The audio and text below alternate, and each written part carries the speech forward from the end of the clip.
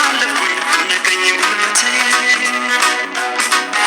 እንዴት ብሎ ይረሳል ውለታ ኧረ እንዴት ብሎ ይረሳል ውለታ እንዴት ብሎ ይረሳል ውለታ ኧረ እንዴት ብሎ ይረሳል ውለታ አይረሳም ያ ውለታ ይዋልክልኝ በጎልጎታ ሕዝቡ ሁሉ አውጥቶ ያመስግን ክብሩን ጥሎ አይረሳም ያ ውለታ ይዋልክልኝ በጎልጎታ ሕዝቡ ሁሉ አውጥቶ ያመስግን ክብሩን ጥሎ ዘላለም አረሳ ዘላለም አረሳ ዘላለም አረሳ ምን ጊዜ ማረሳ ምን ጊዜ ማረሳ ምን ጊዜ ማረሳ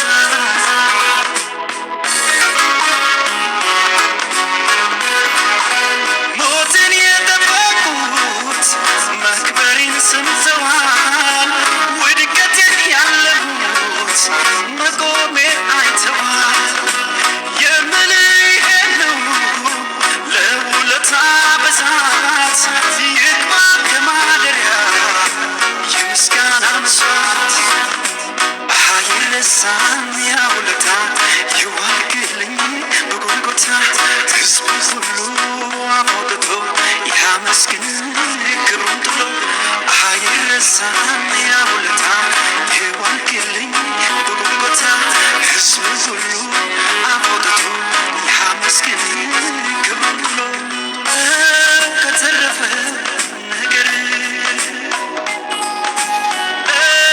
ሌላው ይሰጣል ስለ ኃጢአተኛ ነፍሱን ይሰዋል ፍቅሬ ባሰበት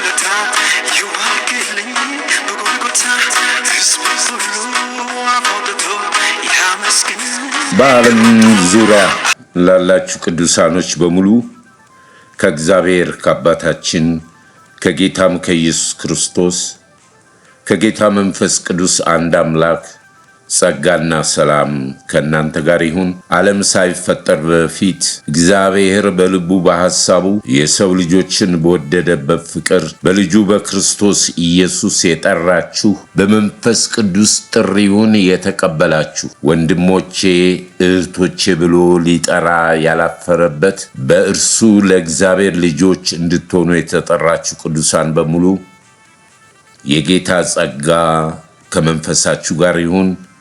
እንደምን አደራችሁ፣ እንደምን ዋላችሁ፣ እንደምን አመሻችሁ። ይህ በየሳምንቱ እየተዘጋጀ የሚቀርበው የመጨረሻው ዘመን የክርስቶስ ኢየሱስ ወንጌል ማህበርተኞች ነው። እግዚአብሔርን ስለዚህ ቀን ስለዚህ ሰዓት እጅግ አርጌ አመሰግናለሁ።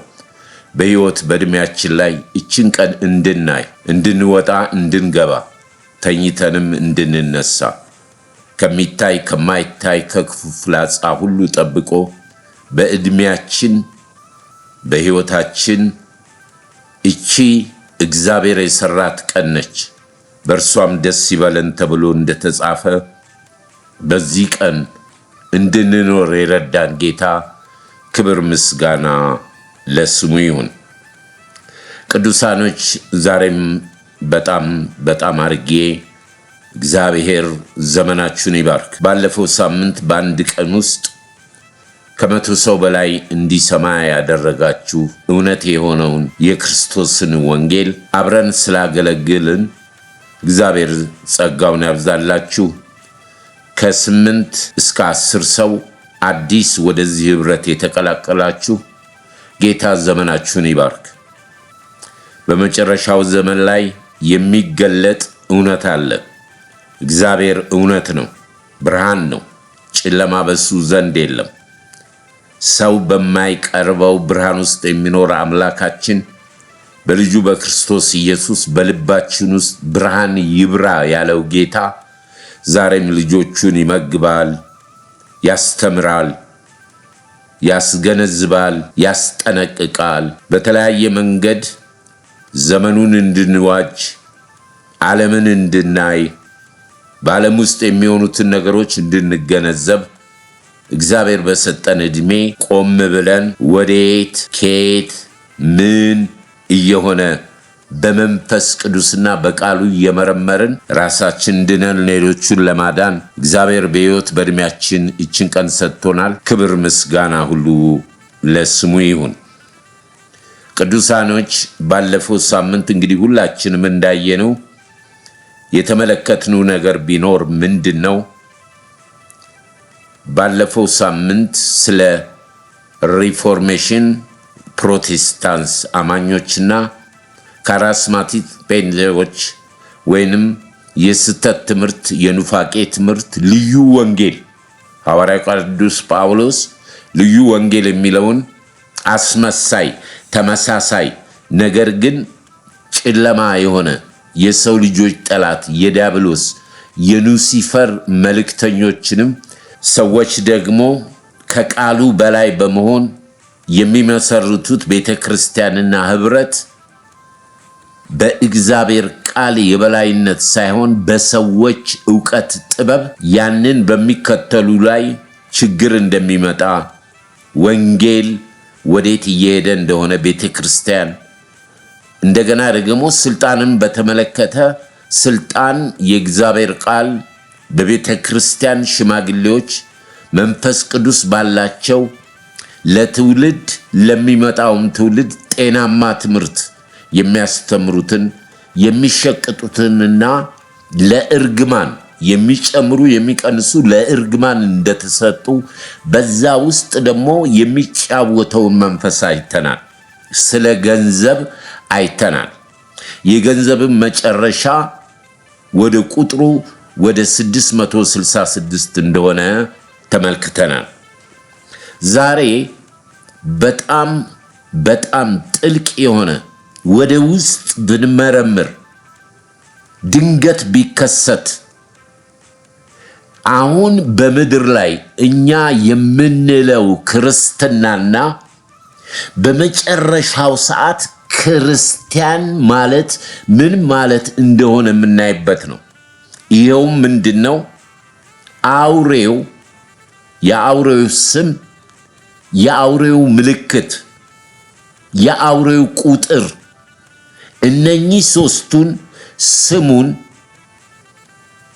ምልክቱን፣ ቁጥሩን ምን እንደሆነ ምን ማለት እንደሆነ ከምን ጋር እንደሚገናኝ በመጨረሻ ሰዓት ላይ ክርስቲያን ነጥሮ የሚወጣበት ይሄንን ስም ይሄንን ምልክት ይሄንን ቁጥር ያላደረገ ያልተቀበለ በአዲስ ሶሳይቲ ዓለም አቀፍ መንግስት በዓለም ላይ በሚያስተዳድርበት ጊዜ ቁጥሩን መቀበል ብቻ ለመብላት፣ ለመጠጣት፣ ቤተሰብ ለማስተዳደር፣ ሐኪም ቤት ለመግባት፣ ማንኛውንም ነገር ለማድረግ ቁጥሩን መቀበል፣ አለበለዚያ ደግሞ ቁጥሩን የማይቀበል ደግሞ ከሶሳይቲው የተገለለ አልፎም ቶርች የሚደረግ አልፎም የሚገደል ይሄንን የአውሬውን ስም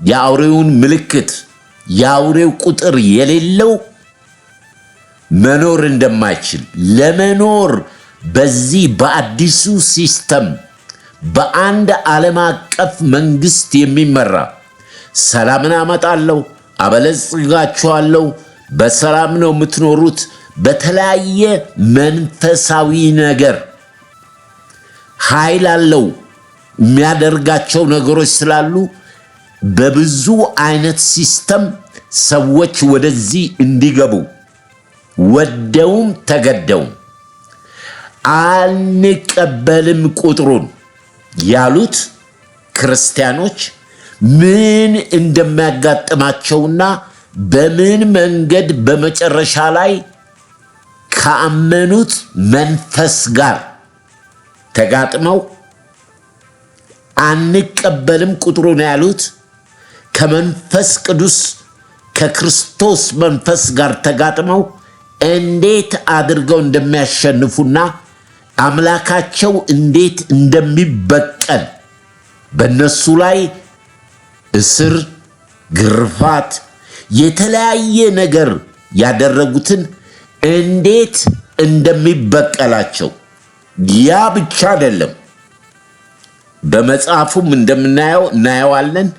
እንደነዚህ ያደረጉትን በሙሉ በእናንተ በስሜ ይሄንን መንፈስ አልቀበልም ብላችሁ እስከ ሞት ድረስ የታመናችሁት እነኚህ ጠላቶቻችሁን አንጥቼ በእግራችሁ በታች እንዲንበረከኩ አረጋቸዋለሁ ያለው ጌታ። ያ ብቻ አይደለም።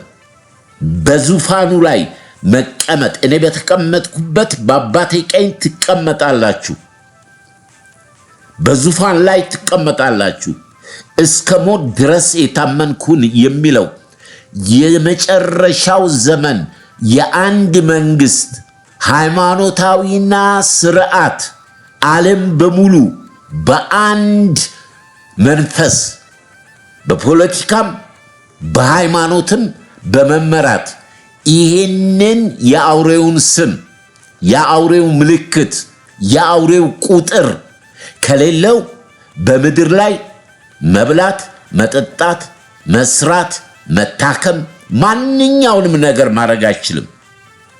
ስለዚህ በመጨረሻ ሰዓት ላይ ክርስቲያን የሚባለውን ነጥሮ ይወጣል። ብዙዎች ወንድም ወንድሙን አሳልፎ ይሰጣል። ልክ ይሁዳ ኢየሱስ ክርስቶስን ስሞ በመሳም እንደሸጠው ብዙ አማኞች ለመኖር ለሆዳቸው በዚህ ሲስተም ውስጥ የገቡ ወንድሞቻቸውን አሳልፈው ይሰጣሉ። ስለዚህ ለተቀበሉትም ላልተቀበሉትም ምስጢራዊ መንፈሳዊ ነገር ነው። ይህንን ጠለቅ ባለ አጠር ባለ መንገድ ዛሬ የምናይበት ነው። የአውሬውን ስም፣ የአውሬውን ምልክት፣ የአውሬው ቁጥር ሲባል ሰምተነዋል፣ አንብበነዋል።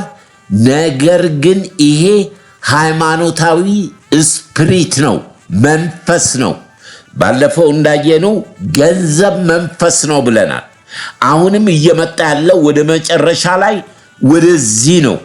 ለመብላት፣ ለመጠጣት፣ ለመታከም፣ ለመኖር ሰዎች ተገደው አለበለዛ ሞት ብቻ ነው።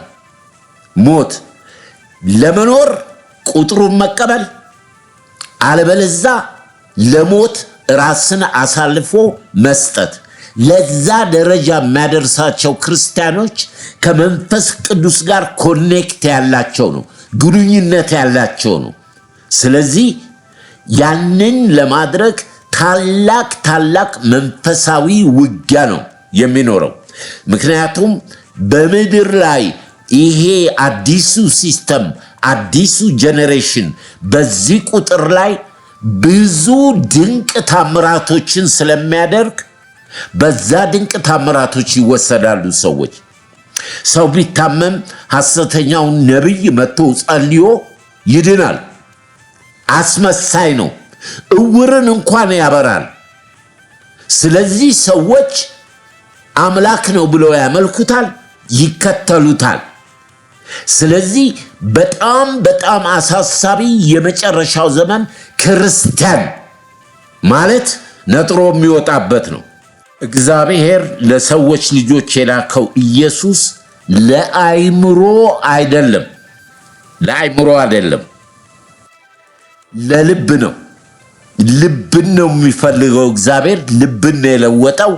በመጨረሻው ይሄ አውሬ ደግሞ ቺፕሱ የሚቀብሩት ቺፕስ አይምሮን ነው የሚቆጣጠረው። አይምሮአቸውን ነው የሚወስደው። እንዴት እንደሚሰራ፣ ምን እንደሚያደርግ፣ በምን ውስጥ እንደሚያልፍ እናየዋለን። እግዚአብሔር ግን የልብ አምላክ ነው፣ በልብ ውስጥ ነው። ስለዚህ የአውሬው የአይምሮ መጫወትና የእግዚአብሔር በልብ ውስጥ ብርሃን ይብራ ያለው እግዚአብሔር በመንፈስ ቅዱስ ሰዎች አይምሮአቸው ላይ የሚመጣውን በአይን የሚገባውን በምኞት የሚገባውን ደግሞ የመጨረሻ ሞትም ሕይወትም በክርስቶስ ጥቅም እንዳለው ያወቁ ብቻ ነው ያንን ዘመን የሚያልፉት። እየገባንበት ነው። ሲስተሙ ተዘርግቷል በተለያየ መንገድ። መጨረሻ ላይ ነው የሚገለጠው እንጂ አሁን ምንም አይመስልም። ፌዴራል አይዲው፣ መታወቂያችን፣ አንዳንድ ነገሮች። ነገር ግን ይሄ ዓለምን በአንድነት የሚጠቀልለው ፖለቲካና መንግስት ሃይማኖትን ይዞ ነው። ስለዚህ ትልቁ ጦርነት ከልብ ውስጥ ያለውን መንፈስ በሌላ በሐሰተኛው መንፈስ መለወጥ ነው፣ መተካት ነው። ለምን? ለዚህ ስጋ ለማኖር ስጋቸውን ከክርስቶስ ጋር የሰቀሉ ብቻ። ይሄ ነገር ሀፕን ቢያደርግ ቢገለጥ ታላቁ መከራ ቢጀምር ብዙዎች ተንጠባጥበው ነው የሚያልቁት። እኔን አልተቀበላችሁኝም፣ በስሜ ግን የሚመጣውን ትቀበሉታላችሁ። እርሱ ውሸታም ነፍሰ ገዳይ ነው፣ አትቀበሉት። እኔ ግን እውነትም ሕይወትም መንገድም ነኝ። እኔን ግን ለመቀበል አልወደዳችሁም አለ ጌታ። ሐሰተኛ ነቢያቶቹ ወደ ተጠሩበት ወደ ሐሰተኛው ክርስቶስ ወደ ቁጥሩ ሄደው በቤተ ክርስቲያን ውስጥ ተቀበሉ እያሉ ያስተምራሉ። ትልቅ ነገር ነው። ዛሬ የምናየው ምንድን ነው? ከመሰረቱ ካሁኑ እንድንጠነቀቅ የዲያብሎስ ቁራጭ አይገኝባችሁ በውስጣችሁ። ወንጌል መንፈስ ቅዱስ ብርሃን የሆነው ዛሬ ስታየው ትጨክኛለሽ። ይሄ ስጋ ምኞት አለው። ለምኞቱ በአእምሮ ውስጥ በተተከለው ቺፕስ በተተከለው የዲያብሎስ የስሙ ስልጣን ምልክቱና ቁጥሩ ነው የሚመራሽ። ስለዚህ ከባድ መንፈሳዊ ውጊያ ነው ማለት ነው። አሁን እኛ የምንለው አይደለም ይሄ የዶሚኔሽን የሃይማኖት እውነተኛው ይገለጣል። የአውሬው ስም፣ የአውሬው ምልክት፣ የአውሬው ቁጥር የሌለው መብላት፣ መጠጣት፣ መታከም፣ ልጆቹን ማሳደግ፣ ቤተሰቡን ምንም ነገር ማድረግ ስለማይችል በየቤቱ እየተሄደ ቼክ ይደረጋል። ይሄ አይዲ ከሌለህ፣ ይሄ ቺፕስ ከሌለህ በውስጡ ያለው የዓለም መንግስት ያወጡት ሰላምን ለማምጣት ሊባርኩ፣ ባለጸጋ ሊያረጉ፣ በሰላም ሊያኖሩህ በአንድነት የተስማሙበት ኢቪል ስፒሪት ነው፣ የሰይጣን መንፈስ ነው። ስለዚህ በዚህ ሰዓት ነው እውነተኛ ክርስቲያኖች ነጥረው የሚወጡት። ይሄ ለልጅ ልጆቻችን ወይንም ላልዳኑት ሰዎች ወይንም ደግሞ ይሄ ታላቅ መከራ ከመጀመሩ በፊት የመለከቱን ድምፅ እንድንሰማ በዚህ ዘመን ይህንን አውሬ አልቀበልም ወይንም የዚህን አውሬ ስም ምልክት ገብቶኛል የምንል ትክክለኛ ትርጉሙ ስጋችን በአእምሮ ሳይሆን በልብ መለወጥ መንፈስ ቅዱስ የሚኖርበት መሆኑን ማረጋገጥ፣ የብርሃንና የጨለማን መለየት ሳናውቀው ሲስተም ውስጥ ስለገባን ዛሬ ፌዴራል አይዲ አውጡ፣ ሶሻል ሴኩሪቲ ነምበር ይኑራችሁ። አብዛኛው ወደዚህ አዲሱ ሲስተም እየተገባ ነው። መጨረሻ ላይ ማምለክ፣ መውደድ፣ ለእርሱ መገዛት ስለሚሆን የሚድኑት በጣም ጥቂቶች ናቸው። ከአንድ ከተማ ሁለት ሰው ከተገኘ ትልቅ ነገር ነው። ከአንድ ትልቅ ከተማ ይህንን የአውሬውን ስም፣ የአውሬውን ምልክት፣ የአውሬውን ቁጥር አልቀበልም ያሉት በጥቂት ነው የሚገኙት። ስለዚህ ያንን በተመለከተ ነው ጌታ መንፈስ ቅዱስ ያስተምረናል።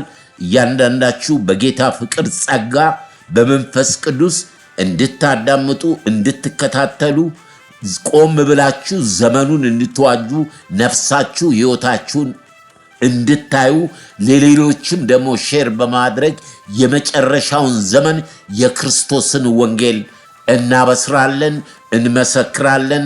ጌታ መንፈስ ቅዱስ ይረዳናል። ክብር ሁሉ ለኢየሱስ ይሁን።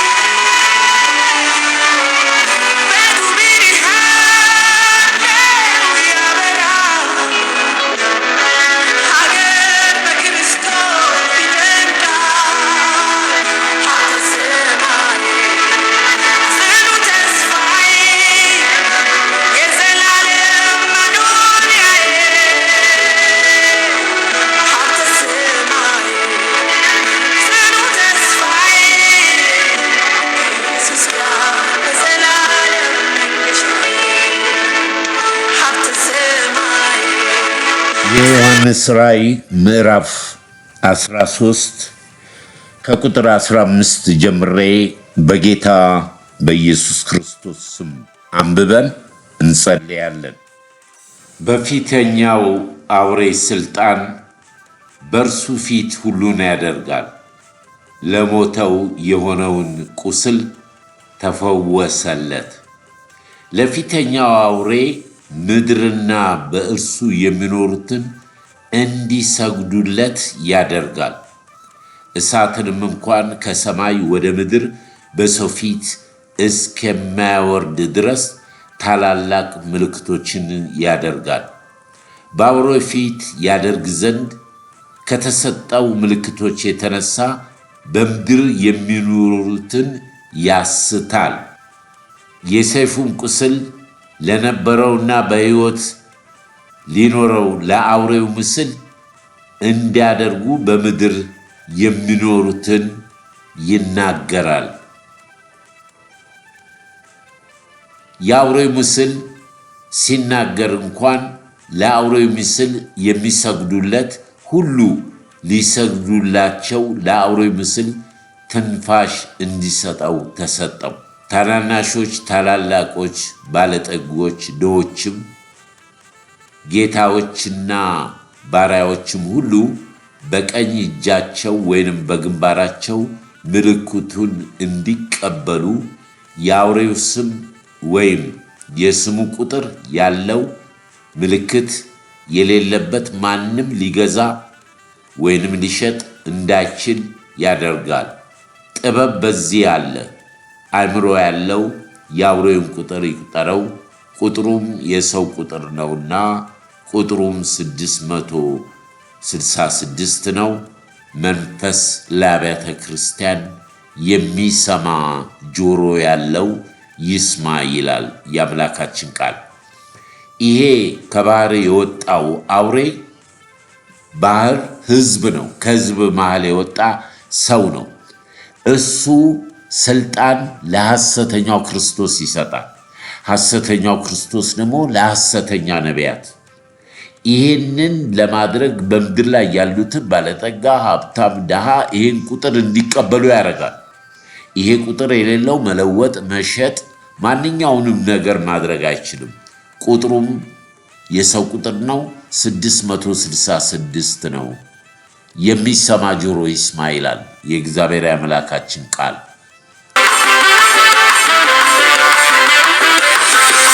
የዕድሜ ልክ መሻቴን ባጣው ባልገባበት ከዮርዳኖስ ማዶ ዓይኔም ቢንከራተት በምድር ምቾቴ እሱን አልመስልም። ሰማኝ ሽሩሎ እንደ እግዚአብሔር የለም። አዎ እንደ እግዚአብሔር ያለ ዛሬም የለም የታለ? አዎ እንደ አምላክ ያለ ዛሬም የለም የታለ? ይሽሩም ሆይ መኖሪያ የሚሆን ለዘለዓለም የጸና ግንብ የሆነ ያለው ብርቱ ስም እንደ እግዚአብሔር ማንም የለ፣ ማንም የለ፣ ማንም የለ፣ ማንም የለ። የማቴዎስ ወንጌል ምዕራፍ 24 ቁጥር 4 ኢየሱስም መልሶ እንዲህ አላቸው፣ ማንም እንዳያስታችሁ ተጠንቀቁ። ብዙዎች እኔ ክርስቶስ ነኝ እያሉ በስሜ ይመጣሉ፣ ብዙዎችን ያስታሉ። የጦርነትን ወሬ ትሰሙ ዘንድ አላችሁ። ይህ ሊሆን ግድ ነው። ተጠበቁ፣ አትደንግጡ። ዳኑ ግን መጨረሻው ገና ነው። ሕዝብ በሕዝብ ላይ፣ መንግሥት በመንግሥት ላይ ይነሳል። ረሃብ፣ ቸነፈር፣ የምድር መናወጥ በልዩ ልዩ ስፍራ ይሆናል። ስለዚህ ሁሉ የምጣር መጀመሪያ ናቸው። በዛን ጊዜ ለመከራ አሳልፈው ይሰጧችኋል፣ ይገድሏችኋል። ስለ ስሜም በአሕዛብ ሁሉ የተጠላችሁ ትሆናላችሁ። ከአመፃ ብዛት የተነሳ የብዙ ሰዎች ፍቅር ትቀዘቅዛለች። እስከ መጨረሻ የሚጸና ግን እርሱ ይድናል። እነሆ በደጅ ቆሜ አንኳኳለሁ። ማንም ድምፄን ቢሰማ ደጁን ቢከፍትልኝ ወደ እርሱ ገባለሁ፣ ከእርሱ ጋር እራት እበላለሁ፣ እርሱም ከኔ ጋር ይበላል። እኔ ደግሞ ድል እንደነሳው ከአባቴ ጋር በዙፋን ላይ እንደተቀመጥኩ ድል ለነሳው ከኔ ጋር በዙፋን ላይ ይቀመጥ ዘንድ እሰጠዋለሁ። መንፈስ ለአብያተ ክርስቲያናት የሚሰማ ጆሮ ያለው ይስማ ይላል የአምላካችን ቃል። ቅዱስና ሕያው ዘላለማዊ ጻድቅ የሆንክ እግዚአብሔር አባታችን ሆይ በክብር በክርስቶስ ኢየሱስ ስም ወደ ጸጋ ዙፋን እንቀርባለን። ልጆችሽ ከእግዚአብሔር የተማሩ ይሆናሉ፣ የልጆችሽም ሰላም የበዛ ይሆናል ተብሎ ተጽፏል። ለክፎች ደግሞ ሰላም የላቸውም ተብሎ ተጽፏል። በመጨረሻው ዘመን ዓለም በክፋት፣ በአመፅ፣ በሐሰተኛ ክርስቶስ፣ በሐሰተኛ ነቢያትና በሐሰት ትምህርት ካንተ የሚነጥል የመጨረሻው ዘመን ለአንተ የምንለይበት ሕያው ቃልህ በዚህ ሰዓት በክርስቶስ ኢየሱስ ስም ባርከ ቆርሰ ስጠን። አባት ሆይ ሰምተን ነፍሳችንን ሕይወታችንን በእውነት እንድንመራ እኛ ደካሞች ነን። መንፈስ ቅዱስ ያግዘን፣ ወደ እውነት ሁሉ ይምራን። ይህንን የማይፈቅድ የጠላት የጨለማ ኃይል ሁሉ በስም ስልጣን የታሰረ ይሁን። ጌታ ሆይ ስለምትጠነቀቅልን እግዚአብሔር አባታችን ሆይ ያልከው ቃል ስለሚፈጸም አልተዋችሁም፣ አልጥላችሁም፣ ከጄ ማንም አይወስዳችሁም ብለሃል። ነገር ግን የመጨረሻው እንድናምን ብቻ ሳይሆን በዚህ መከራ ውስጥ ተፈትነን እግዚአብሔር ሆይ የአንተን በቀል በጠላቶች ላይ ጠላቶችን የእግር መርገጫ እስከማደርግ ድረስ በቀኜ ተቀመጥ ያለው አብ ያንን እውነት የሚሆንበት ዘመን ውስጥ ሰዓት ውስጥ እኛን ልጆችን ስለምታየን ስለምታግዘን ከዚህ ከታላቅ መከራ በፊት ስለምታወጣን ቅዱስ መንፈስ ዛሬ ይርዳን፣ ያስተምረን። ስጋ ደካማ ነው፣ መንፈስ ግን ዝግጁ ነው። ይሄ መንፈስ ለነፍሳችን ጌታ እግዚአብሔር ሆይ ይናገረን፣ ሰምተንም ደግሞ እንድንኖርበት እርዳን። በክብር በክርስቶስ ኢየሱስ ስም አሜን። ክብር ሁሉ ለእግዚአብሔር ለአምላካችን ይሁን። ስለ ሕያው ቃሉ ጌታን እጅግ አድርጌ አመሰግናለሁ። ቅዱሳኖች እንግዲህ ስለ ዮሐንስ ራእይ ያው ብዙዎችም ራእዩን ስለሚፈሩት የትንቢትም ቃል ስለሆነ ያለፈው ሳምንትም እንዳየነው ዮሐንስ በታላቅ ጸጸት ለቅሶ መጽሐፉ ተዘግቶ አይቶ መጽሐፉ እንዲከፈት ባሰበ ጊዜ መጽሐፉ ካልተከፈተ ጥቅም እንደሌለው ከአብርሃም ጀምሮ ያለው የሰው ልጅ ሕይወት ታሪክ ዋጋ እንደሌለው ነገር ግን ያ መጽሐፍ ከሽማግሌዎች አንዱ ለዮሐንስ አታልቅስ መጽሐፉን ይከፍት ዘንድ ይዘረጋ ዘንድ ማኅተሙንም ይፈታ ዘንድ ተችሎታል የታረደው በግ ብሎ እንዳበሰረው ሽማግሌዎች ቅዱሳን ክብር ምስጋና ውዳሴ ልትቀበል ይገባሃል ታርዳልና በደምህ ደግሞ ከነገድ ከቋንቋ ከወገን ሰዎችን ለአባት መንግስት እንዲመጡ እንዲኖሩ አድርጋል ብሎ እንደመሰከረለት ያንን ተመልክተናል። እንግዲህ ይሄ ዮሐንስ ራእይ ዛሬ ልንመለከት የምንችለው ምንድነው?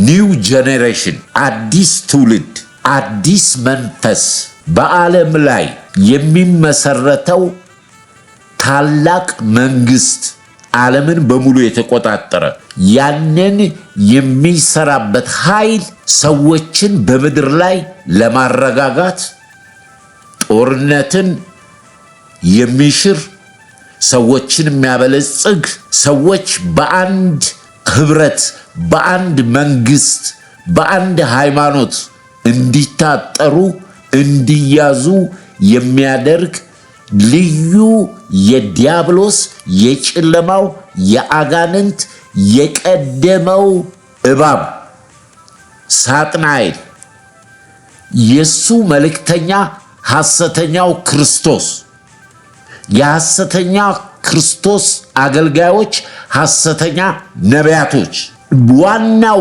ትልቁ ምንድነው?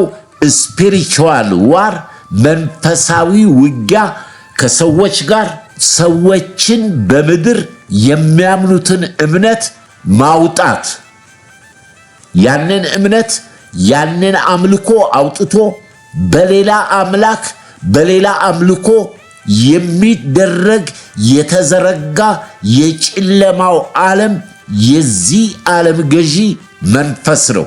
የመጨረሻው መገለጫው ማለት ነው። ብዙ ሰዎች በቤተ ክርስቲያንም የማይደፍሩት ወይንም ሰዎች እንደ ጨዋታ ወይንም እንደ ሌላ ትልቅ ተአምር አድርገው የሚያወሩት የ666 ቁጥርን ነው። ሃይማኖቶች አሉ። በዚህ ዘመን ደግሞ አባል እንዲሆኑ በብዙ ሚሊዮን ብር ገንዘብ እየሰጡ ሰዎችን ወደዛ ሲስተም ውስጥ እየጨመሩ ያሉበት ዘመን ነው። ለምደነዋል፣ ሰምተነዋል። ነገር ግን ይሄ ነገር ሲከሰት በምን መንገድ ነው የሚሰራው? ምንድነው የአውሬው ስም?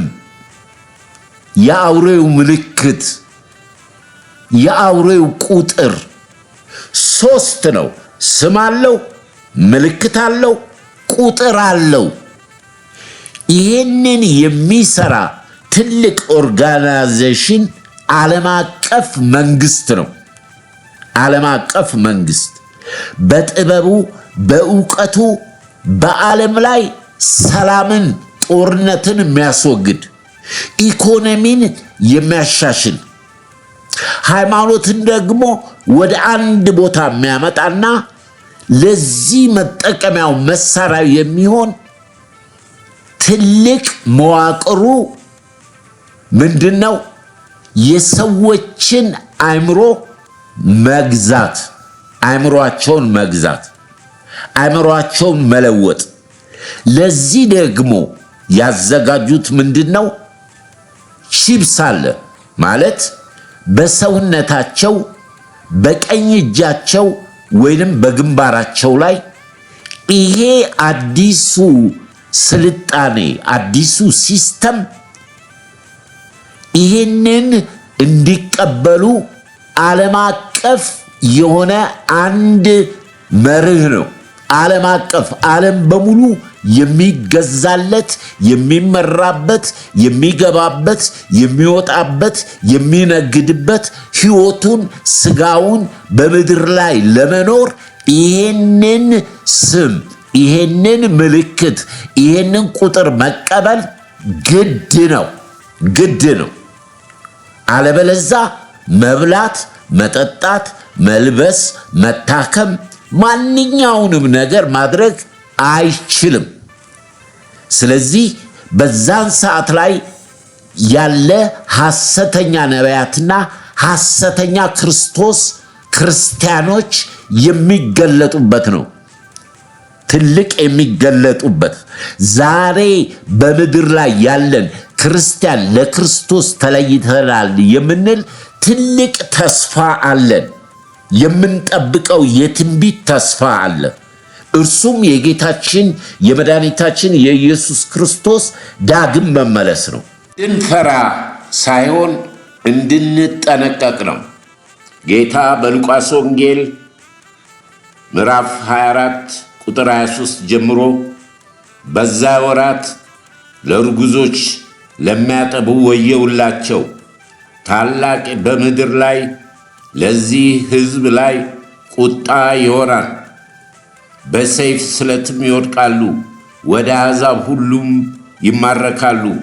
የአሕዛብ ዘመን እስኪፈጸም ድረስ ኢየሩሳሌም በአሕዛብ የተረገጠች ትሆናለች። በፀሐይና በጨረቃ በከዋክብት ምልክት ይሆናል። ልብ በሉ፣ በፀሐይ በጨረቃ በከዋክብት ምልክት ይሆናል። በምድር ላይም አሕዛብ ከባህር ከሞገዱ ድምፅ የተነሳ እያመነቱ ይጨነቃሉ። ሰዎች ከፍርሃት በዓለም የሚመጣውን ከመጠበቅ የተነሳ ይደክማሉ። የሰማይ ኃይላት ይናወጣሉ። በዛን ጊዜ የሰው ልጅ በኃይልና በክብር ይገለጣል ይላል። ክብር ለኢየሱስ ይሁን። ያዳግም መመለስ ጊዜ በምድር ላይ ያለው ሲስተም መንግስት የሚሰራበት መንፈሳዊ ኃይል አንደኛ መንፈሳዊ ሕይወታቸውን መግደል፣ ማጥፋት፣ ሰዎች ራሳቸውን እንዲወዱ ነው የሚያደርገው። መጀመሪያ ራሱን የሚወድ መሞት አይፈልግም፣ መራብ አይፈልግም፣ ቤተሰቦቹ እንዲቸገሩ አይፈልግም፣ መታከም ይፈልጋል። የተለያየ ነገር ማድረግ ስለሚፈልግ ይሄንን ስምና ይሄን ምልክት ይሄንን ቁጥር መውሰድ ግድ ነው ማለት ነው። በዚህ ሁኔታ ላይ እንግዲህ የሰዎችን አእምሮ ነው የሚቆጣጠረው። ይሄ አሁን እየተዘጋጀ ያለው ቺፕስ ሰዎች በግንባራቸው ወይንም በቀኝ እጃቸው ላይ የሚያደርጉት ወደው ፈቅደው ነው። ይኸው ምንድነው? አእምሮአቸውን የሚገዛ መንፈስ ነው። ልቦናቸውን የሚያጨልም ጌታ ኢየሱስ የሰዎችን አእምሮ ለመፈወስ የሰዎችን አእምሮ ለመቆጣጠር አይደለም የመጣው። የጌታ የኢየሱስ ክርስቶስ ወንጌል ጌታ ኢየሱስ ክርስቶስ የመጣው የሰውን ልብ ነው የሚፈልገው። ልብ ልጄ ሆይ ልብን ስጠኝ። የህይወት መውጫው መግቢያውን በልብ ውስጥ ነው ያለው። በዚህ ቺፕስ በዚህ በአውሬው ስም በምልክቱና በቁጥሩ አእምሮአቸውን ወስዶ በልባቸው ውስጥ ያለውን እምነት የሚገድል ነው። እምነት የሚገድል ነው። በዚህ በሚያምኑት ፋንታ ሌላ እምነት በዚያ ወቅት ይሄ ቁጥር ከሌለሽ በምድር ላይ ምንም አገልግሎት አታገኝም። ለስጋ ለመኖር ማለት ነው። ወደ መንፈሳዊው ደግሞ ስንመጣ ወደ አንድ ሃይማኖት ስለሚወስድ ሰዎችን ጸሎት ማድረግ የሚችለው በግሉ እንጂ በማህበር አይፈቀድም። በዛን ጊዜ መጸለይ ከፈለክ ቤት ጸልይ። በማህበር በአንድነት ተሰብስቦ ማምለክ አይቻልም። ከታመምክ ሐሰተኛ ነቢያቶች መጥተው ይጸልዩልሃል፣ ትፈወሳለህ። ይጸልዩልሃል። አስመሳይ መንፈስ ነው። ድንቅ ታምራት ያደርጋል። ዋው ሰዎች ይደነቁበታል ነው እኮ የሚለው። በሚያደርገው ነገር እንደሱ አይነት አምላክ የለም፣ እንደሱ አይነት ኃያል የለም። ዓለምን እንዳደረገ ጦርነትን ያስቀረ የምንፈልገውን እንድንገዛ እንድንወጣ እንድንገባ ያደረገ እንደሱ አይነት ማንም የለም። በሃይማኖት ደግሞ ከሆነ ሐሰተኛ መልእክተኞቹ እየመጡ በሐሰት መንፈስ የብርሃን መልአክ የሚመስል በአውሬው ስለተሞሉ ቁጥሩ ያላቸውን ሰዎች ብቻ ነው የሚያገለግሉት። ቁጥሩ ያላቸውን ብቻ ነው የሚያገለግሉት። የሚያደርጉት ምንድነው? ያንን የእግዚአብሔርን መንፈስ ከነሱ ውስጥ ሙልጭ አድርጎ ማውጣት በቃ። እና ይሄን ቁጥር መቀበል በምድር ላይ የመኖር ያለመኖር የመጨረሻ ውሳኔ ነው ማለት ነው። ዛሬ እንዲህ ስንናገር ሰዎች ሊቀልዱ ይችላሉ። ነገር ግን የጥንት ክርስቲያኖች እኛ በምናቀው ቢዚ ያደረገን ቀኑን ሙሉ የሚይዘን ምንም ነገር አልነበረም። ቴሌቪዥን አንድ ቴሌቪዥን ያለን፣ ቻናሉ አንድ ነው። ስለዚህ ያለን ጊዜ ብዙ ጊዜ ለእግዚአብሔር ቃል ለቤተ ክርስቲያን ጌታን ለማገልገል ነው። በአሁኑ ዘመን ይሄን የምትሰሙኝ እህቶቼ ወንድሞቼ ከ24ቱ ሰዓት 11ዱን ሰዓት የሚወስደው ስልካችሁ የምታዩት የተለያየ ግሳንግስ ሲስተም ውስጥ ገብተናል። የምናየውን የምንሰማውን ካልመረጥን ኦልሬዲ ገብተናል። ምክንያቱም በምናየውና በምንሰማው ነው የሚገባው። ለዚህ ነው ስለምትሰሙት ቃል ተጠንቀቁ፣ ዓይናችሁን ጆሮአችሁን ጠብቁ። እውነት የመሰለ ውሸት ሞልቷል። የምናየው መንፈሳዊ ክርስትናዊ ርዕዮተ ዓለም እንደ መጽሐፉ አይደለም፣ እንደ ትንቢቱ ቃል አይደለም። ሳናውቅ ተወስደን መጨረሻ ላይ ምርጫ ነው የሚሰጥህ።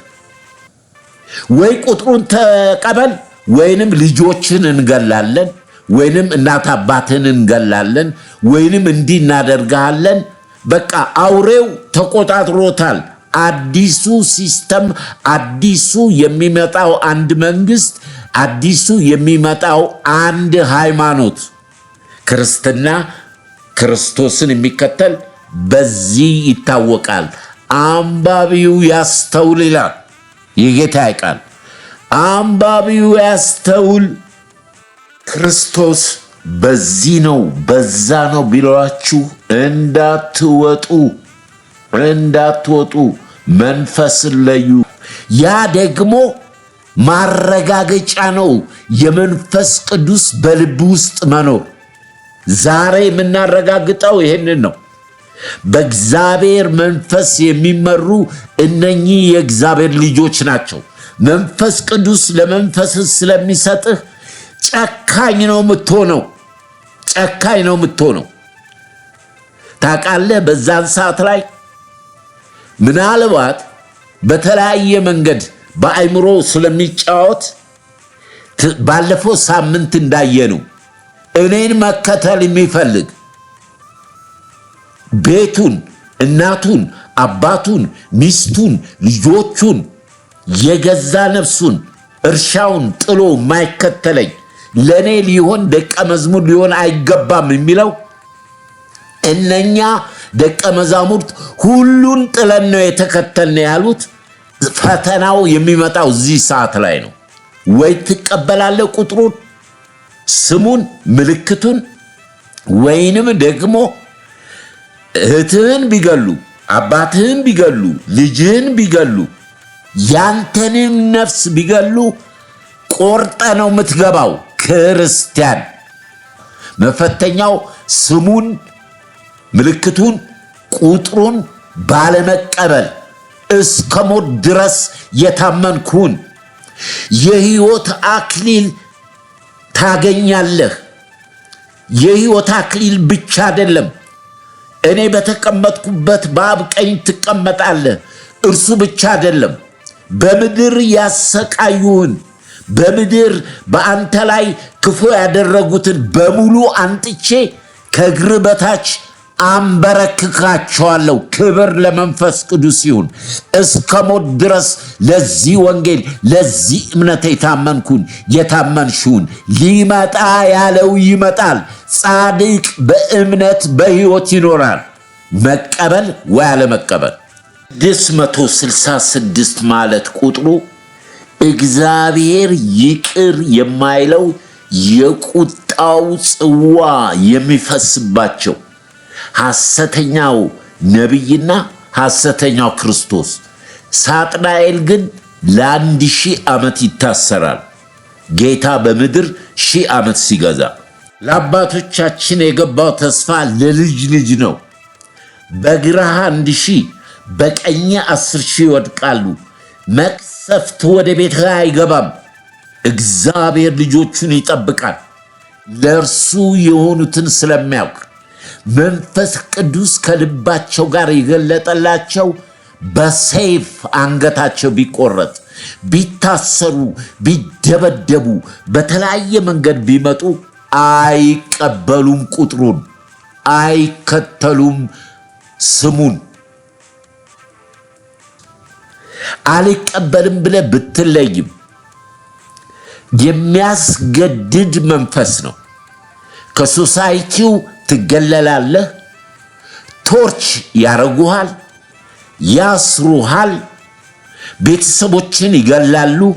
በአእምሮህ ይጫወታሉ። በአእምሮህ ብዙ ነገር ስለሚያደርጉ በውስጥ በልብ ያለውን እምነት አውጥተህ አዲሱን ሲስተም እንድትቀበል ነው የሚያደርጉት። አለበለዛ መኖር አትችልም። አለበለዛ ምርጫህ ቁጥሩን መቀበል ለመኖር፣ አለበለዛ ደግሞ ቁጥሩን አልቀበልም ብለህ መሞት ነው። መሞት ለዛ የሚቆርጡ ክርስቲያኖች አእምሯቸው ሳይሆን ልባቸው ከመንፈስ ቅዱስ ጋር የተጋጠመ ነው። ከመንፈስ ቅዱስ ጋር ልባቸው የተጋጠመ ስለሆነ ይህንን ስም፣ ይህንን ምልክት፣ ይህንን ቁጥር አንወስድም ለሚሉት ልክ በነቢያት ሲድራቅ፣ ሚሳቅ፣ አብድናጎ እንዳደረጉት ማለት ነው። እሳት ውስጥ ቢጣሉ ያ በአቶም የነደደው እሳት ጸጉራቸውን እንኳን አላቃጠላቸው ቢነድም ማለት ነው። ያመኑት አምላክ ጌታ እሳት እንደሆነ ይህንን አልቀበል የሚሉት በልባቸው ከመንፈስ ቅዱስ ጋር ሕይወታቸው የዘላለሙ ይሄ የአመፅ የጨለማ ሥራ የገባቸው ዋጋ የሚከፍሉት ኮኔክሽናቸው ግንኙነታቸው ከመንፈስ ቅዱስ ጋር ከቃሉ ጋር የሆኑ ነፍሳቸውን እስከ ሞት ድረስ የታመኑ ናቸው። አይቀበሉ ሞትን ይመርጣሉ። ነገር ግን በዛ መሃል ላይ ይህንን የሚወስኑ ቅዱሳኖች ቁጥሩን፣ ስሙን፣ ምልክቱን አንወስድም የሚሉ በታላቅ ድምፅ ወደ አብ ወደ እግዚአብሔር ወደ ልጁ ወደ ኢየሱስ ክርስቶስ ይጸልያሉ። እስከ መቼ ነው የቅዱሳንን ደም የማትበቀለው? እስከ መቼ ነው ዝም የምትለው? ጌታ ኢየሱስ መልአኩን ይልከዋል። መልአኩን ሲልክ በዓለም ላይ ጽዋውን ሲያፈሰው ውሃ ባህር በሙሉ ወደ ደም ይቀየራል። አንድም በምድር ላይ ያለ የሚጠጣው ውሃ አያገኝም። ሌላ መልአክ ይመጣል። በታላቅ በሽታ በታላቅ መቅሰፍት ይመታል ህዝቡ። እግዚአብሔር አምላክ የልጁን የኢየሱስ ክርስቶስን ያመኑትን ደም ይበቀላል። ታላቅ ነገር ነው የሚሆነው፣ ታላቅ ነገር። ከዛ አምላካችን እግዚአብሔር እስከ ሞት ድረስ ለታመኑት ከመከራው ከጭንቀቱ በፊት መጥቶ ሲወስድ እናንተ እኔ በተቀመጥኩበት በአባቴ ዙፋን ትቀመጣላችሁ።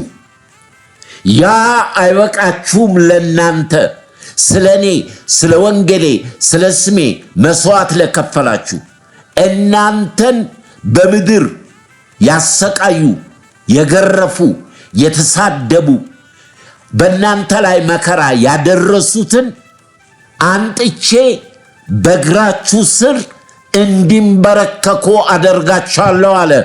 ክብር ለኢየሱስ ይሁን። የሚበቀል አምላክ ነው።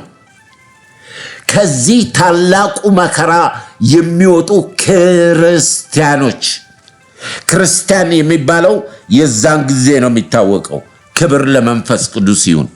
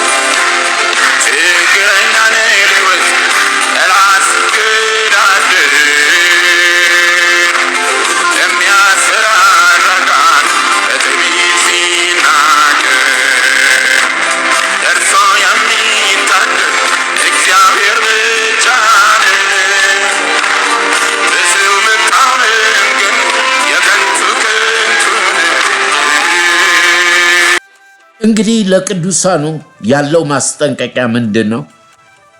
ስለ ስሜ የተጠላችሁ ትሆናላችሁ። ያሳድዷችኋል፣ ይገርፏችኋል፣ ያስሯችኋል።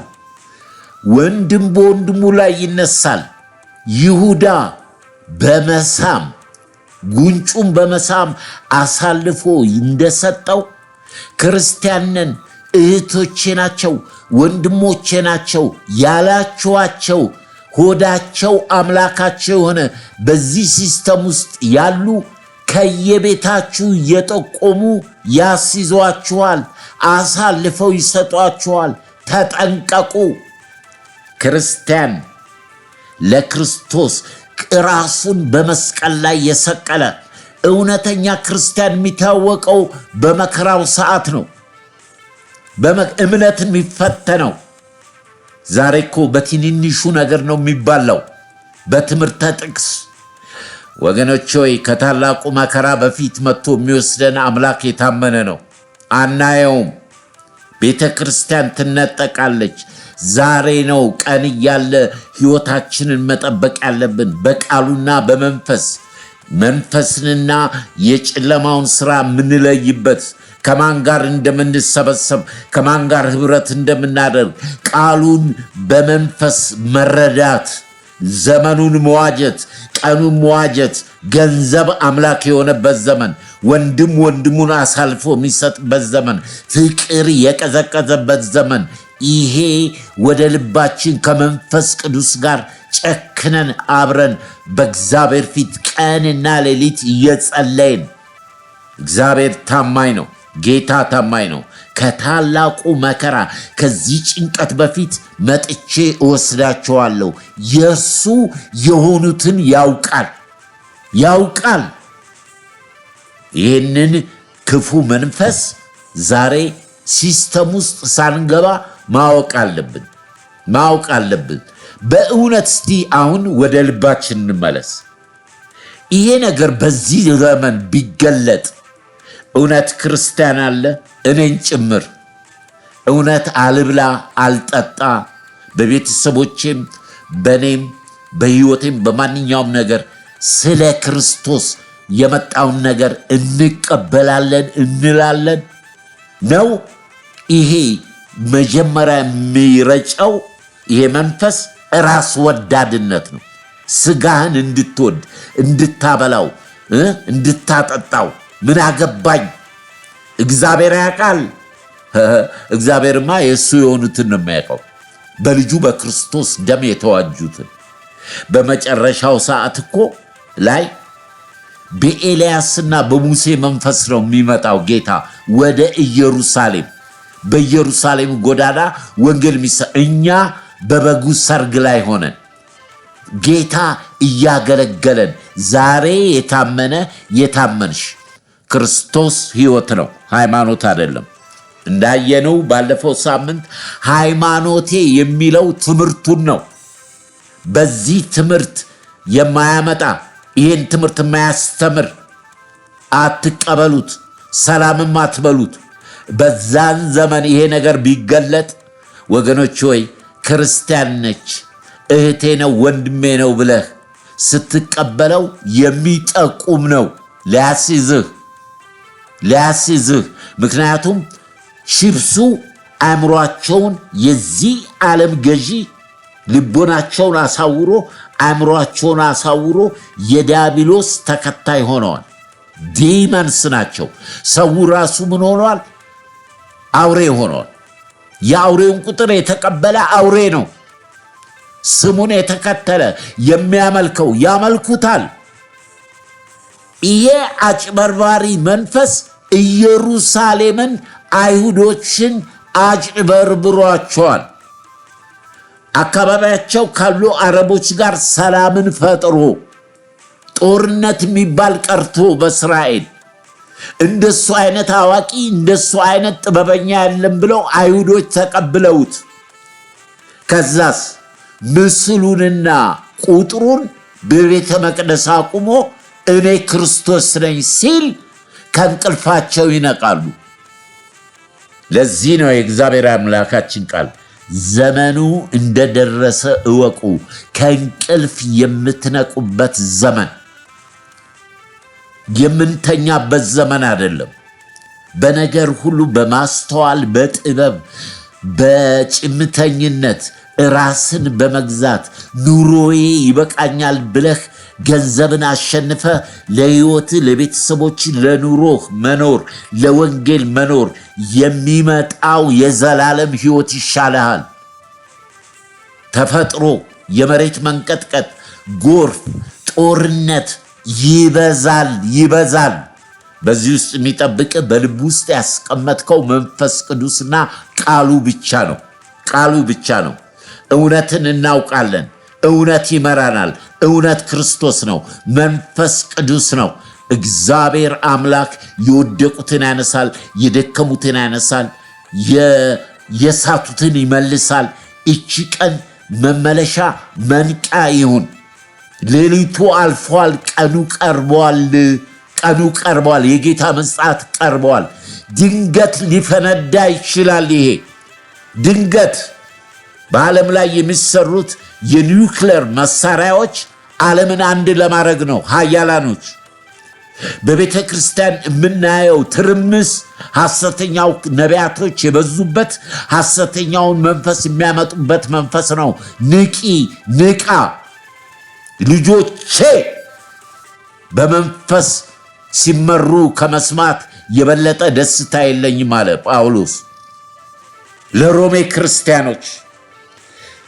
እምነታችሁ በዓለም ሁሉ ታውቋል፣ ተሰምቷል። ይህንን ከመስማት የበለጠ ደስታ የለኝም አለ። እምነታችን በአንዱ ጌታ፣ በአንዱ ንጉሥ፣ በአንዱ አምላክ በክርስቶስ ኢየሱስ በተሰቀለው ሞትን ድል አድርጎ በተነሳው ባረገው ዳግም በሚመጣው በእርሱ ወንጌል አንደራደርም። ድርድር የለም። ሰው የሚታወቀው በክርስቶስ ብቻና ብቻ ነው። 4 ነጥብ። የሃይማኖት ስም መታወቂያ አይደለም። ይሄ መንፈስ ያለባቸው ለዚህ ስም፣ ለዚህ ምልክት፣ ለዚህ ቁጥር የተጋለጡ ናቸው። ቶሎ የሚሄዱ ናቸው። ሆዳቸው አምላካቸው የሆነ አንድ ጊዜ የደረሰብኝ ልንገራችሁ። መስክሬዋለሁ። ስዊድን ሀገር በስደት ላይ ሆኜ ደርግ ወድቆ ወያኔዎች ገብተው ማለት ነው። እና እኔ አሳይለም የጠየቅኩት በደርግ ጊዜ የሃይማኖት ነፃነት የለም ብዬ ነው። በጌታ ነው የጠየቅኩት አሳይለም። እና ምን አሉ? አሁን በቃ ሀገር ሰላም ሆነዋል፣ የሃይማኖት ነፃነት አለ፣ መመለስ አለብህ እና ይሄንን ሌሴፓሴ ወረቀት ፈርም አሉ። አይ እኔ አምላኬ የማመልከው አምላክ ወደ ኋላው የሚመለስ ለእኔ ሊሆን አይገባም ብሎኛል። እሱን ሰምቼ ነው ከሀገሬ የወጣሁት። ተመለስ አላለኝም፣ አልፈርምም አልኳት። አሁን አንቺ መንግስት ነሽ፣ ባለስልጣን ነሽ። መሳሪያ አውጥተሽ ሚስትን ልጆችን ወይንም ክርስቶስ ምረጥ ብትይ ክርስቶስን ነው ምልሽ ስላት መስክሬዋለሁ። ካሁን በፊት ውጣልኝ ከቢሮ ያለች ውጣልኝ ከቢሮዬ። ልክ ከቢሮ ስወጣ ፖሊሶች ቆመዋል በራፍ ላይ የሚጠብቁት የኔን መፈረም ነው፣ ወደ ሀገሬ ሊመልሱኝ ማለት ነው። እግዚአብሔር ከዛ ወጣኝ። ያመንኩትን አውቃለሁ። መንፈስ ቅዱስ ሳያረጋግጥልኝ ምንም ነገር አላረግም። ከአሜሪካን የእግሬን ትቢያ አራግፌ ከ27 ዓመት በኋላ ወደ ሀገሬ የተመለስኩት ከሀገሬ ውጣ ያለኝ ያ መንፈስ ከአሜሪካን ውጣ ብሎኝ ነው። ለብዙዎች መንግሥተ ሰማያት ነው። ብር አለ፣ ዲሞክራሲ አለ፣ ሰይጣን ይመለካል።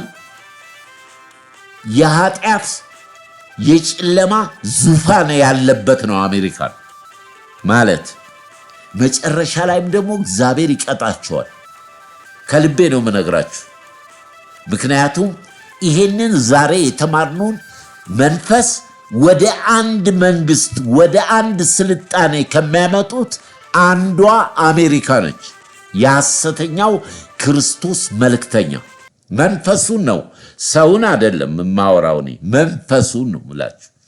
ከአውሮፓ ጋር ሆነው የምስራቁ ጦር ጎግ ማንጎግ ሲመጣ ከአውሮፓና ከአሜሪካ ጋር ሆነው ወደ አርማጌዶን የሚሰበሰቡበት ነው። ይሄ ሲስተም እየዘረጉ ነው። ስለዚህ ዛሬ በመኪና ላይ በሉት፣ በፊልም ላይ በሉት፣ በተለያየ ምልክት 666 አለ። ሰዎች ይቆጥራሉ። ወደ ልቤ ስለመጣ ልመስክርላችሁ። አሜሪካን እያለው ምሰራው ኡበር ነው የምሰራው። የራሴም ድርጅት ነበረኝ። ወደ 9 መኪኖች ነበሩኝ። ወደ 3 ሹፌሮች ነበሩኝ።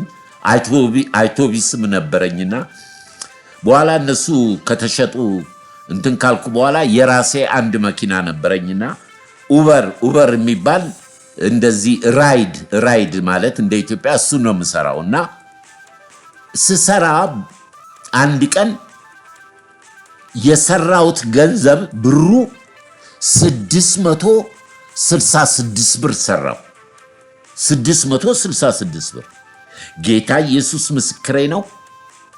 አልገባም ቤት ያልኩኝ ይሄንን ገንዘብ ይዤ አልገባም።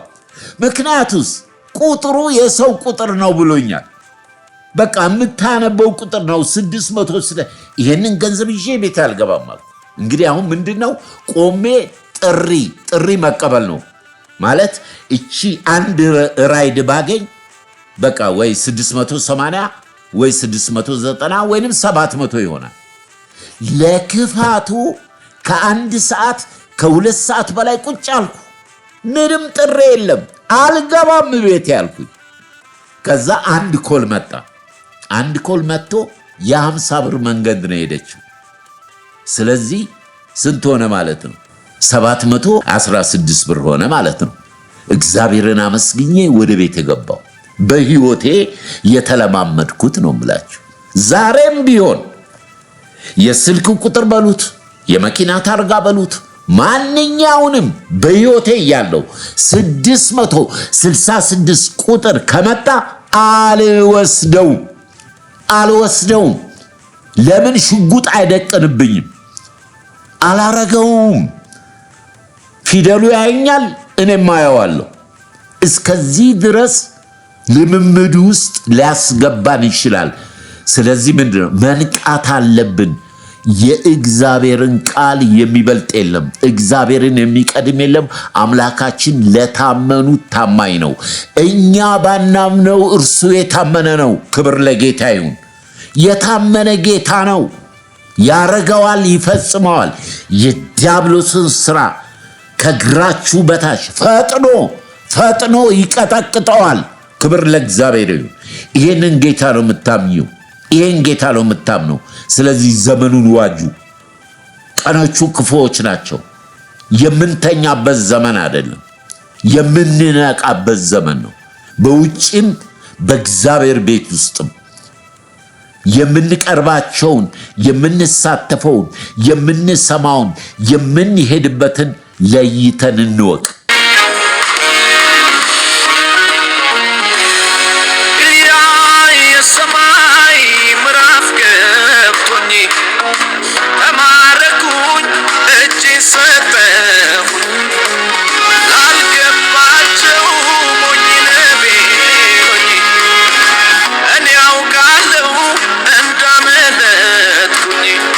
ኢየሱስ አንተነህ የነፍሴ ድል ፈንታ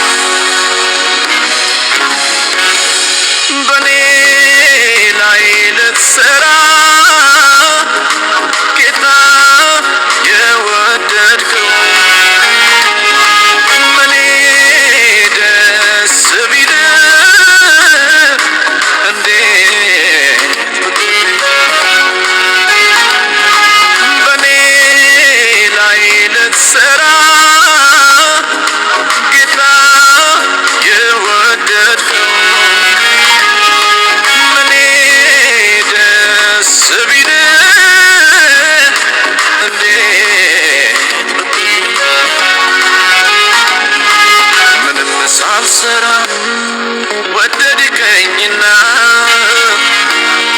ጌታ በደም ገዛኸኝና ከመሬት ካፈር አነሳኸኝ ሰው ያላየው አሳየህ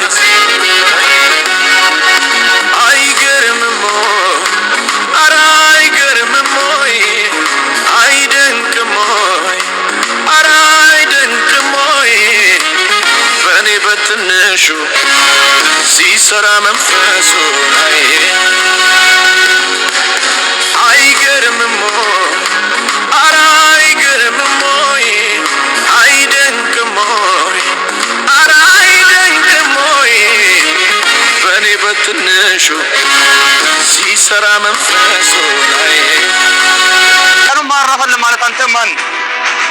አዎ እኔ ጻድቅ አይደለሁም። ነገር ግን አንድ ነገር እነግርሃለሁ። የእግዚአብሔር ቃል ትንቢተ ኢሳይያስ ምዕራፍ 64 ላይ ከቁጥር 6 ላይ ሲናገር እንደዚህ ይላል፣ ሁላችን እንደ ርኩስ ሆነናልና ጽድቃችን እንደ መርገም ጨርቅ ነው ይላል።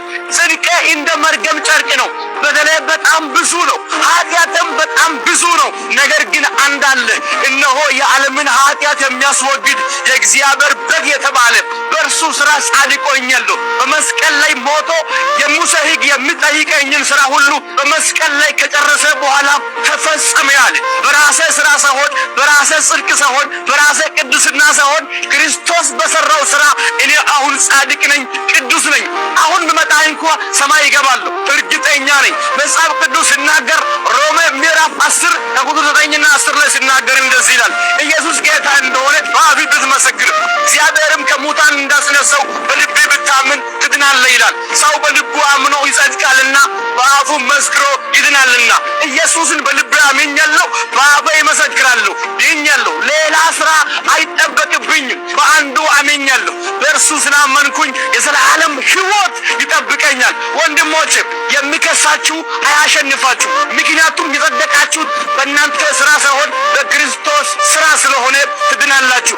አሁንም ገብታችሁ ማራናታ ብላችሁ ጻፉ። በተለያየ ኃጢአት ውስጥ ያላችሁ አሁንም ጌታ ይጠብቃችኋል፣ ኑ ይላችኋል። አሁንም የምህረት ደጅ አልተዘጋም። ብዙ ጊዜ ንስሐ ገብቻለሁ፣ ነገር ግን አልቻልኩም፣ ወደኋላ ተመልሼ ለምትሉ ሰዎች አሁንም ኑ ወደ ጌታ። የእግዚአብሔር ቃል ሲናገር ገላትያ 5:2 ላይ የመንፈስ ፍሬዎች አሉ። ደግሞ ከነሱ መካከል ራስን መግዛት የሚባል አለ። ራሳችሁን መግዛት ካልቻላችሁ መንፈስ ቅዱስ ያስፈልጋችኋል። ሰው በኃይሉ አይበረታምና ያለ እኔ ምንም ልታደርጉ አትችሉም ስላለ ራስን መግዛት እንኳን የእግዚአብሔርን መንፈስ ስለሚያስፈልግ ኑ ወደ ጌታ፣ ንስሐ ግቡ፣ በቻላችሁት ያህል ወደ እግዚአብሔር ቅረቡ። እርሱ ደግሞ ያድናችኋል፣ ይወዳችኋል። ዘመን መጨረሻ ደርሷል። ኢየሱስ ይመጣል። አሁንም ማራናታ ብላችሁ ጻፉ። ለብዙ ሰው ኮፒ ሊንክ ሼር አድርጉ፣ ሪፖስትም አድርጉ። ኢየሱስ ይመጣል። አሜን። ማራናታ። ጌታ ኢየሱስ ሆይ ቶሎና። እንግዲህ በዚህ ቃል ላይ ስናይ የጌታ ምጽአት ድንገት እንደሆነ ቀኖቹን እንደማናውቅ፣ ስለዚህ ነቅተን እንድንጠብቅ ልክ እንደ ኖህ ዘመን ነው ይላል ቃሉ። በኖህ ዘመን ውሃ በሌለበት ዝናብ በሌለበት መርከብ ሲሰራ ሰዎች ያሾፉ ይቀልዱ ነበረ 100 ምናምን ዓመት። ነገር ግን ቃሉ እውነት ነው። ያ ዝናብ 40 ቀን 40 ሌሊት ዘንቦ ከኖህ ቤተሰብ በስተቀር የተረፈ የለም። ይሄም ድንገት ነው የሚሆነው። ዛሬ የምትቀልድበት የምታሾፍበት ሳይሆን ወደ አዳኙ ወደ ክርስቶስ ፍጹም ሰው ፍጹም አምላክ መምጣት ብቻ ነው የሚያዋጣው። ከሞትክም በኋላ ለመትረፍ በተለያየ መንገድ ሰዎች እየተቀበሉት ነው። ማሽን ተዘርግቷል። ቺፕሱን እየወሰዱ ነው። ዕውቀት መስሏል። ምክንያቱም በስጋቸው ላይ እነሱ አዛዥ ናቸው። ራሳቸውን እንዲወዱ ነው የሚያደርገው ብለናል። የመጀመሪያው መንፈሱ ራስን ስጋህን እንድትወድ፣ ይህንን ስጋህን በምድር እንድታኖር፣ ስለ ነፍስ ሳይሆን ስለ ስጋ በነፍስ ውስጥ ያለውን መንፈስ የሚገድል ነው። ስለዚህ ጌታ ምን አለ? ቀኖቹ ቀርበዋል። የሚሆንበትን ሰዓት ለሰው አልተሰጠም። ድንገት ነው የሚሆነው። ከዛ ውጪ ደግሞ የአመጽ ስራ አለው። ይሄ የምናየው በምድር ላይ ማለት ነው። የመሬት መንቀጥቀጡ፣ ጎርፉ፣ ጦርነቱ፣ ጥላቻው፣ ሰውን አሳልፎ የሚሰጥበት የኑሮ ውድነቱ ወዴት ነው የሚወስደው ብትሉኝ፣ ወደዚህ መንፈስ ነው የሚያስገባው ሰውን መጨረሻ ላይ። ስለዚህ ዛሬ ቀን እያለ ሃይማኖት ሳይሆን ሕይወት የሆነውን ነፍሱን ስለ ሰው ልጆች ቤዛ አድርጎ የሰጠውን ጌታ ኢየሱስ ክርስቶስ ፍጹም ሰው ፍጹም አምላክ እንደሆነ ሃይማኖቴ ያላት ትምህርቱን እንደሆነ ይህን ትምህርት የማያመጣ የማያስተምር አትቀበሉት፣ ሰላምም አትበሉት እንዳለ ሰውን ሁሉ ውደዱ ብሏል። ጠላቶቻችንም እንወዳለን። ግን መለየት የመንፈስ ቅዱስ ጸጋ ስጦታ ነው።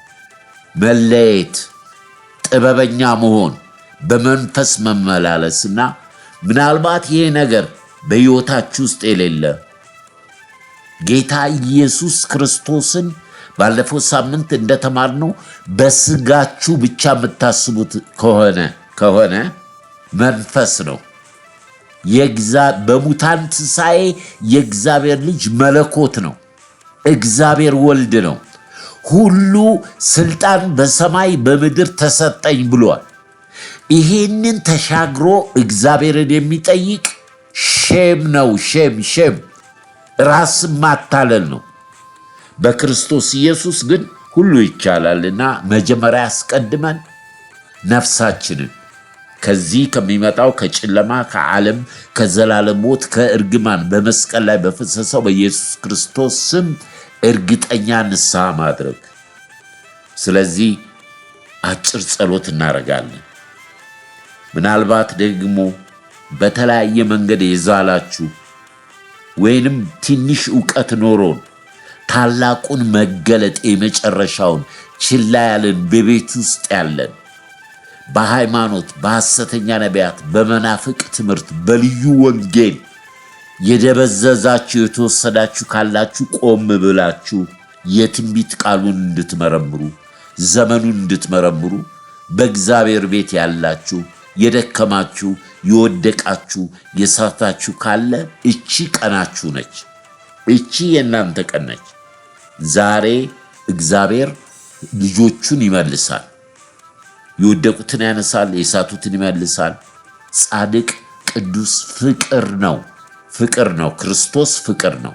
ስለዚህ በመጀመሪያ ሕይወታችሁን ለጌታ ያልሰጣችሁ አጭር ጸሎት እናደርጋለን። እግዚአብሔር አባት ሆይ ስለዚህ ቀን አመሰግናለሁ። ስለ ያው ቃልህ እጅግ አድርጌ አመሰግናለሁ። በዚህ ሰዓት በዘላለማዊ በምህረትህ በጸጋ ዙፋን ፊት ጸሎት ወደሚሰማበት ወደማይከለከልበት በክርስቶስ ኢየሱስ ደም እቀርባለሁ። እኔ ኃጢአተኛ ነኝ፣ ደካማ ነኝ፣ ታውቀኛለህ።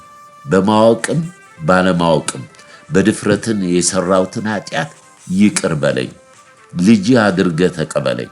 ከዚች ቀን ጀምሮ ዓለምን፣ ሰይጣንን፣ ራሴንም ክጄ ነፍሴን ለዘላለማዊ እጆችህ እሰጣለሁ። በሕይወት መዝገብ ላይ ስሜን ጻፍልኝ። በቀሪው ዘመኔ ቃልክን አስተምረኝ፣ ጸሎት አስተምረኝ፣ እውነተኛ ወደ ሆነው መንገድ ምራኝ። ልጅህ አድርገህ ስለተቀበልከኝ አመሰግንሃለሁ። በጌታ በኢየሱስ ክርስቶስ ስም አሜን።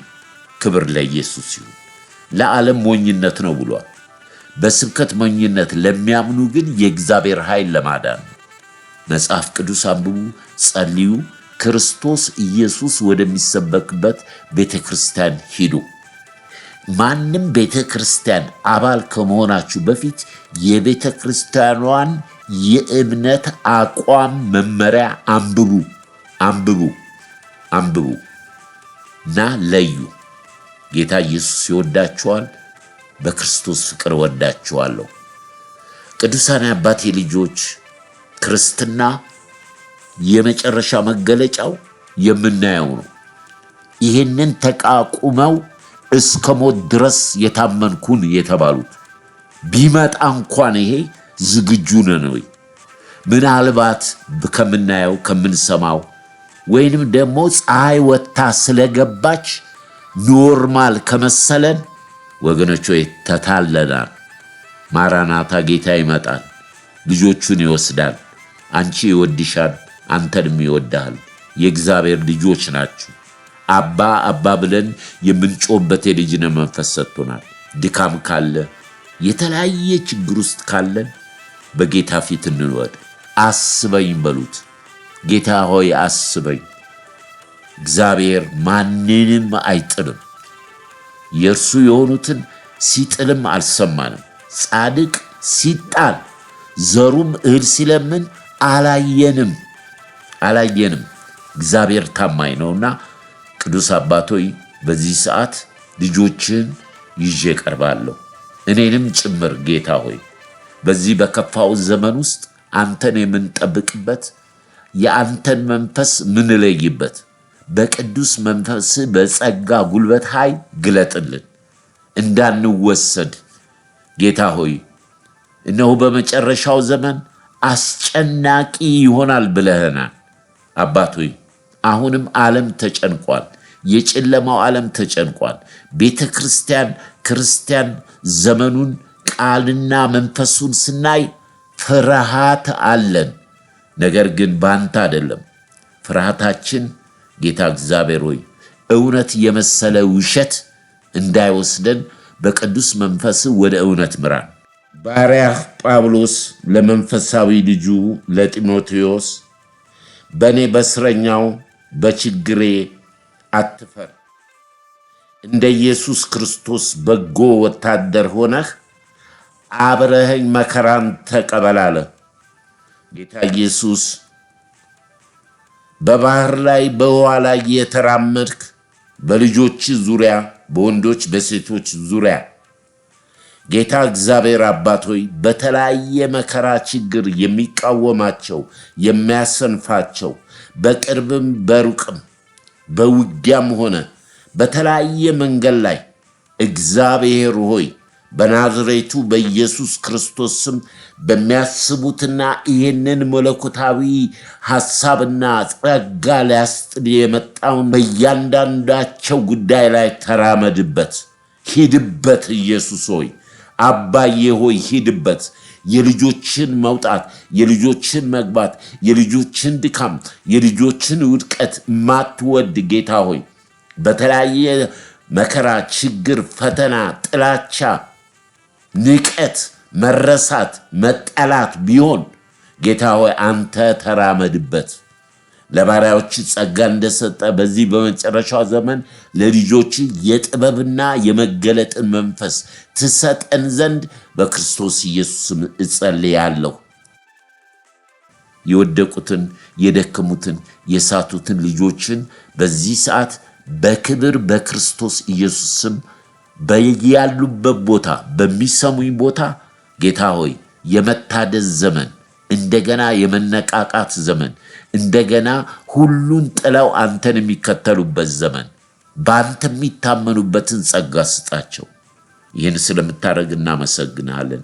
ስለሰጠን ቃል፣ ስለሰጠን የወንጌል ብርሃን፣ ስለ እውነት ስለማይቀረው ብርሃን እውነት ስላስተማርከን እናመሰግናለን። ቀሪው ጊዜያችንን፣ ቀሪው ሰዓታችንን፣ ዘመናችንን ለአንተ አሳልፈን እንሰጣለን። ስለነበረን ጊዜ ክብር በሰማይ ክብር በምድር ላንተ ይሁን። ከፀሐይ መውጫ እስከ መግቢያው ድረስ ክብር ሁሉ ተጠቅልሎ ለታላቁ ስም ይሁን። ማራናታ አሜን። ጌታ ኢየሱስ ሆይ ና። ክብር ሁሉ ለእግዚአብሔር ይሁን። የአባቴ ብሩካኖች፣ ይሄ ጠለቀ ለሁሉም ልናደርሰው የሚገባ ጥቂት ነገር ነው፣ ብዙ በደረስኩበት ነውና አብራችሁን የምታገለግሉ የጌታ ልጆች፣ ወንድ ሴቶች ልጆች፣ ሌሎች ልጆች ሰዎች፣ ለክርስቲያን ለአገልጋይም ለማንም ይሄንን ሼር በማድረግ እንዳለፈው ሳምንት በርቱልኝ፣ ጎብዙ። ጌታ መንፈስ ቅዱስ ዘመናችሁን ይባርክ። በክርስቶስ ፍቅር ወዳችኋለሁ። ሻሎም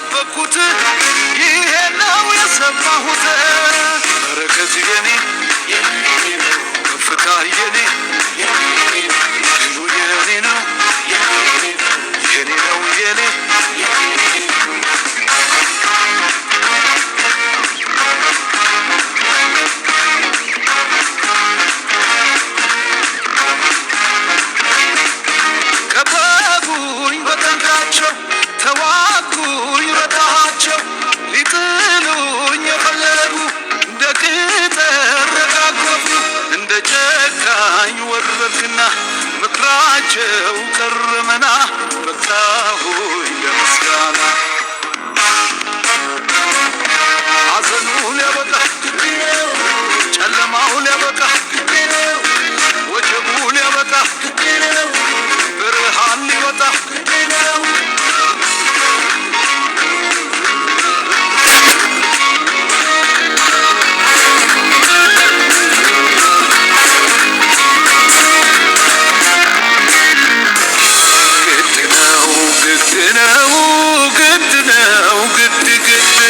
ላመነው